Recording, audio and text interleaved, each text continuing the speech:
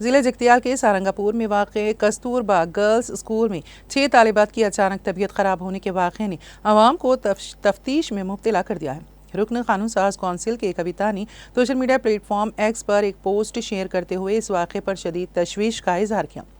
اور بتایا کہ ہر روز ریاست کے کسی نہ کسی اسکول میں سمیت غذا کا واقعہ سامنے آ رہا ہے جو حکومت کی ناقص کارکردگی اور طلباء کے لیے معیاری کھانے کی فراہمی میں ناکامی کو ظاہر کرتا ہے۔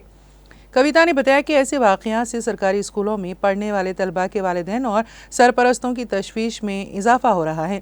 انہوں نے وزیر اعلیٰ و وزیر تعلیم ریونت ریڈی کو شدید تنقید کا نشانہ بنایا اور کہا کہ گزشتہ 1 سال میں انہوں نے ایک مرتبہ بھی اسکولز کا دورہ نہیں کیا اور نہ ہی وہاں کے مسائل کا جائزہ لیا۔ کویتا نے مطالبہ کیا کہ وزیر اعلیٰ ریونت ریڈی فوری طور پر فلاحی اسکولوں کا دورہ کریں، وہاں کے حالات کا جائزہ لیں اور ایسے واقعات کی روک تھام کے لیے ضروری اقدامات روبہ عمل لائیں۔ انہوں نے بتایا کہ طلباء کی صحت اور تعلیم کے معاملے میں کوئی کوتاہی کو ہرگز برداشت نہیں کیا جائے گا۔